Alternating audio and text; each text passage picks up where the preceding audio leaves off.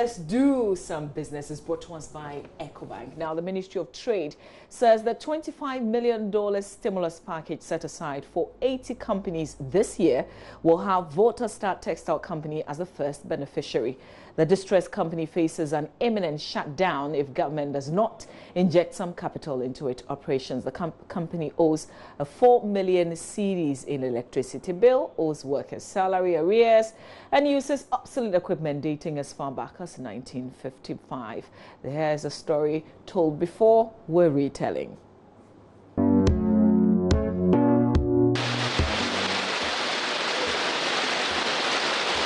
Volta Star, originally Japan Textile, was set up in the 1950s to manufacture grey baft.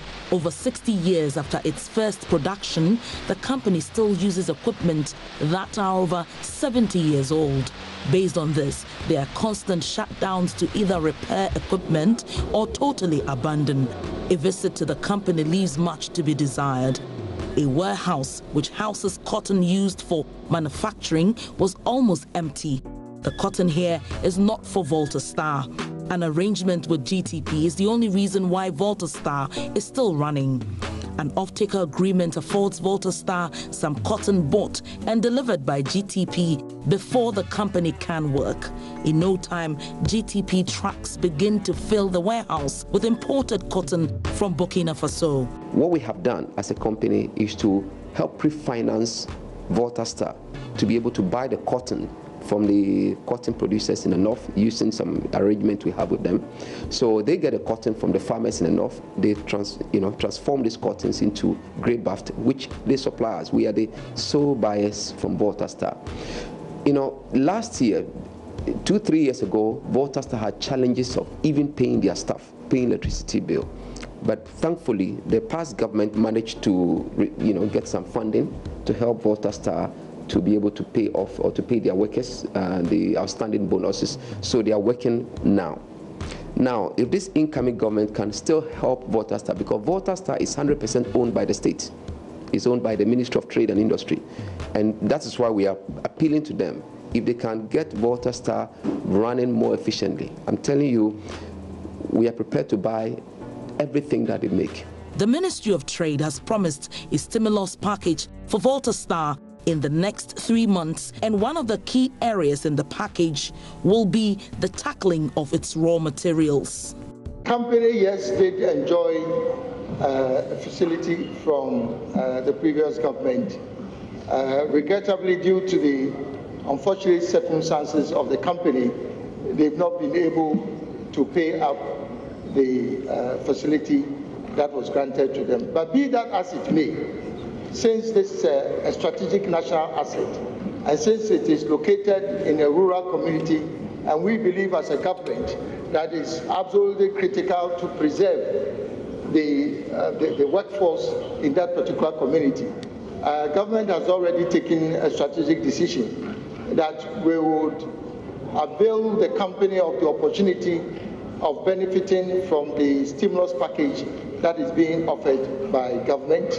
But the issues are deeper than that. A cotton development board set up to look at the cotton industry is failing. When the company is able to buy their own cotton, they will be faced with still importation. Well, I stand in between two piles of cotton. Well, the one right behind me is coming from Ivory Coast and Burkina Faso. This one here is from Ghana.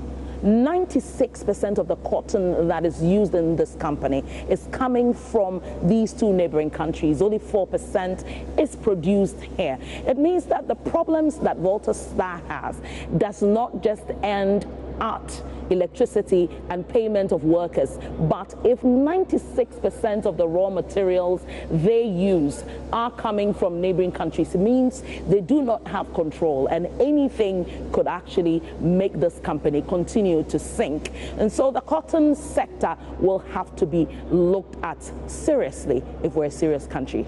So far, the ailing Volta Star is hardly able to export grey baft to Ivory Coast and Cameroon, which it used to do, losing those markets.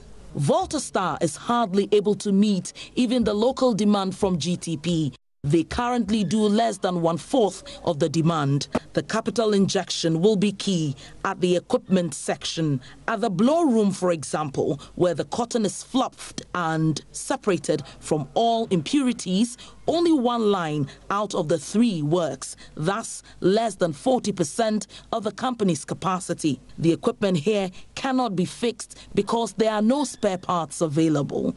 The newest equipment at the company was installed way back in 1997. Spinning manager Jerome Kweku says once they are giving money for retooling, they can pay for the rest of their debts, including what is owed ECG. As I speak with you now, we are working with outmoded machines that were made in 1955. Of course, there have been some changes in machinery. When Vlisco was here, somewhere 1998 to 2001, during that period there were little changes, but there's far more to it than that. In our weaving shed, for example, we have looms, 1955 looms running, which run at 164 RPM. When we have newer looms that run at 1,200, 1,700, 1,800 and 2,000 RPM. Even there are looms being developed that are running between 4,000 and 6,000 RPM. And so you realize that with our 164 RPM, we are doing nothing here. And so we need resources to retool and replace some of this machinery. The company's debt stock currently stands at 13 million Ghana cedis, which includes salary arrears. It will need about 20 million cedis to be able to stand on its feet, and the Ministry of Trade says the money is available. However, a strategic investor is needed to continue the operations of the company to make them profitable. While spare parts are not available to refix broken down equipment, workers will have to make do with what is available by painstakingly separating yarns, a process that takes days. Looms working now to spin yarns are 696 instead of 936, making the company work at about 70% capacity. At an original 24-hour shift, the company now does 15 hours. The local economy hinges on the prosperity of Volta Star, and the pillow market is not left out. Spread along the road, traders say business really booms. More than 300 cedis worth of pillow is sold on a good day, especially when students are going to school.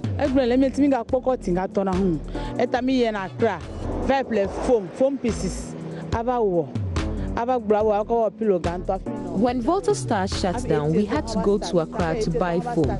People really don't like the foam, so Volta Star is really needed to make our business run. A pledge by government in the famous One District, One Factory campaign promise will be one of the push factors for which government will pump money into the distressed company. The ripple effects are many, as the textile industry will slowly be wiped out since Chinese textiles have totally reduced the market share for domestic companies.